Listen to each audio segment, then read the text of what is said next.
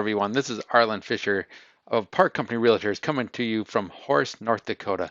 Hey, today I have a topic to talk to you about, which is working from home. And many of us have found ourselves in this unique position and thinking, probably the first day, thinking, this is the greatest thing ever. I can get up, don't have to brush my teeth, leave my pajamas on, don't have to deal with traffic, and I can go to work. And at first, that seemed like an awesome idea, but now as we get deeper into it, it's a little bit more challenging than we thought. So, first of all, though, I highly, highly recommend that you brush your teeth. Your family will greatly appreciate it. Second of all, coming up on the screen here, you'll see some things that I also recommend that you do working from home. First of all, you want to identify a space within your house that you can work. Hopefully, it can be a dedicated space because that way it's you can set everything up. You don't have to worry about being nearly as interrupted. Also, have the correct furniture. If you're sitting at a kitchen table, it's not always the best place to do it. Yeah, after a long day's work, you're going to get pretty sore. Plan the night before on what you want to accomplish the next day. So that way you have goals ahead. You know exactly what you want to do. Establish a routine as well. Getting up at 10, 11 in the morning, working until 2 at night, probably not the best thing. If you normally work from 8 to 5, try to get up by 8, start your day that way, and establish that routine. Then determine your hours and don't be distracted.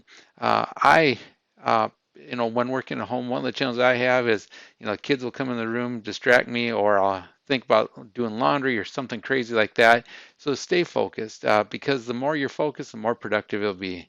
And then get up at least an hour before you start working. Again, just to get the cobwebs out of the head and thinking straight.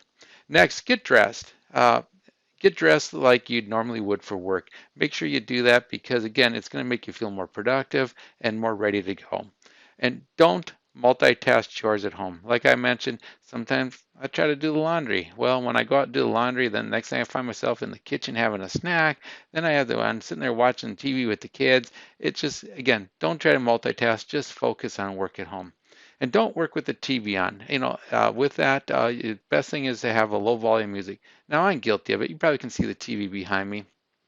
Usually, though, when I do have that on, I have it on a show I really don't care much about, just so I can hear voices behind me. It makes me feel like I'm more in a group and social setting.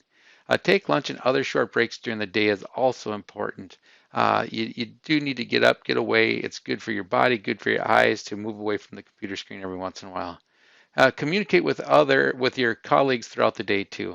That is important to stay in touch. Those hallway conversations, those water cool conversations are still very important to have. So I highly recommend continue doing that. Finally, finally, don't take your work home with you. It's so important not to do that. So at the end of the day, turn off your emails and your instant messaging for work so that you don't keep getting those in and sucked into work. It's great. You need to have that separation. Otherwise, whenever you look into that office or the space you work throughout the day, you're going to start hating that space because you'll be thinking of work. Relax and socialize with your family and friends. Call your friends, call your family. Use FaceTime or Zoom. And then finally, and this is the hard thing I have to do, is eat right. Eat right, exercise, and get fresh air without breaking protocols. Anyway, thank you very much. Hopefully you found this informative. I wish you a great day.